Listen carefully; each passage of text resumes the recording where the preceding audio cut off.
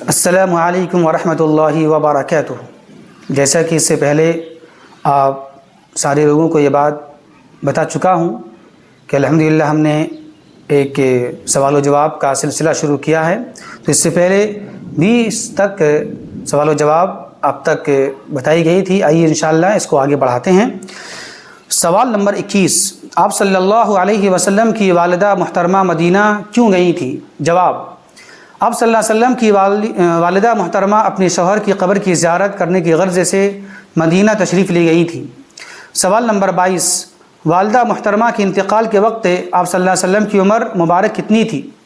جواب، والدہ محترمہ کے انتقال کے وقت آپ کی عمر مبارک 6 سال کی تھی۔ سوال نمبر 23، آپ صلی اللہ علیہ وسلم کی والدہ ماجدہ کے بعد آپ کی پرورش کا ذمہ دار کون ہوا؟ جواب، آپ صلی اللہ علیہ وسلم کے دادا جناب عبد المطلب۔ سوال نمبر 24، آپ صلی اللہ علیہ وسلم کی والدہ کے بعد کس نے سب سے پہلے دودھ پلایا تھا؟ جواب، آپ صلی اللہ علیہ وسلم کی والدہ محترمہ کی وفات کے بعد سب سے پہلے آپ کو ابو لہب کی لونڈی سویبہ رضی اللہ تعالی عنہا نے دودھ پلایا تھا۔ سوال نمبر 25، سیدہ سویبہ رضی اللہ تعالی عنہا کے بعد کس نے آپ صلی اللہ علیہ وسلم کو دودھ پلایا تھا؟ جواب، سیدہ سویبہ رضی اللہ تعالی عنہا کے بعد حلیمہ بنت ابی ذؤیب رضی اللہ تعالی عنہا نے آپ صلی اللہ علیہ وسلم کو دودھ پلایا تھا۔ یہ قبیلہ بنی سعد بن بکر کی ایک خاتون تھی۔ سوال نمبر 26، آپ صلی اللہ علیہ وسلم کو بدوی عورتوں کا دودھ کیوں پلایا گیا؟ بدوی میں نے ہوتا ہے دیہاتی عورتوں کا دودھ کیوں پلایا گیا؟ جواب، عرب کے شہری باشندوں کا دستور تھا کہ بچوں کو دودھ پلانے کی غرض سے بدوی یعنی کہ آپ کا دیہاتی بدوی عورتوں کے حوالے کر دیا کرتے تھے تاکہ جسم مضبوط ہو اور اپنے ہی گہوارے سے یعنی کہ گود سے خالص اور ٹھوس عربی زبان سیکھ لیں۔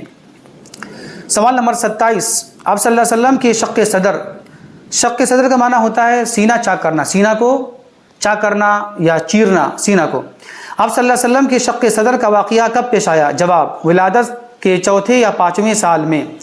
سوال نمبر 28، سینہ چاک یعنی کہ سینہ کو یہ آپ کا اوزار وغیرہ سے آپ کا چاک کرنا اس کو بولتے ہیں۔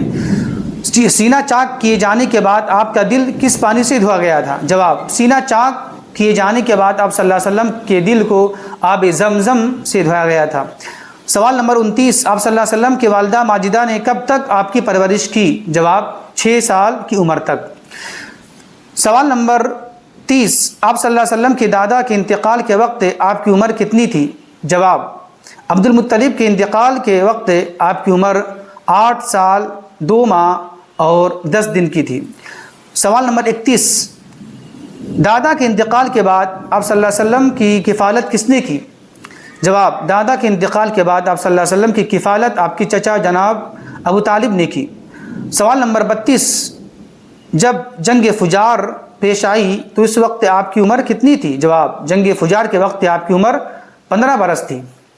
سوال نمبر 33، چچا ابو طالب کے ساتھ جب آپ صلی اللہ علیہ وسلم ملک شام کے لیے نکلے تو راستے میں آپ کی ملاقات کس سے ہوئی؟ جواب، جب آپ بصرہ پہنچے تو اس شہر میں جرجیس نامی ایک راہب تھا جو بحیرہ کے لقب سے مشہور تھا، اس سے آپ کی ملاقات ہوئی۔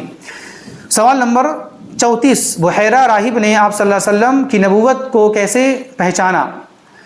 جواب، اس نے کہا کہ جب آپ اس گھاٹی سے گزرے تھے تو کوئی بھی درخت یا پتھر نہیں تھا جو سجدہ کے لیے جھک نہ گیا ہو۔ اس کے علاوہ میں مہر نبوت سے پہچانتا ہوں جو کندھے کے نیچے سیب کی طرح ہے، اور ہم انہیں اپنی کتابوں میں بھی پاتے ہیں۔ سوال نمبر 35، جب آپ کی ملاقات بحیرہ راہب سے ہوئی تھی تو اس نے کیا کہا تھا؟ جواب، بحیرہ راہب نے آپ صلی اللہ علیہ وسلم کا ہاتھ پکڑا اور یہ کہا یہ سید العالمین ہیں اور اللہ انہیں رحمت للعالمین بنا کر بھیجے گا۔ سوال نمبر 36، شام کا پہلا سفر کب ہوا اور اس کی نوعیت کیا تھی؟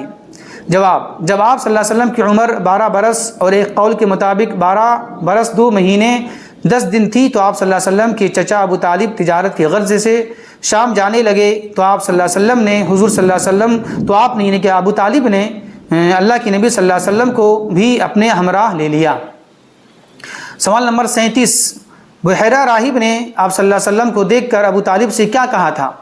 جواب: جب بحیرہ راہب نے آپ صلی اللہ علیہ وسلم کی نبوت کو پہچان لیا تو ابو طالب سے کہا کہ انہیں واپس کر دو، ملک شام نہ لے جاؤ، کیونکہ یہودی سے خطرہ ہے۔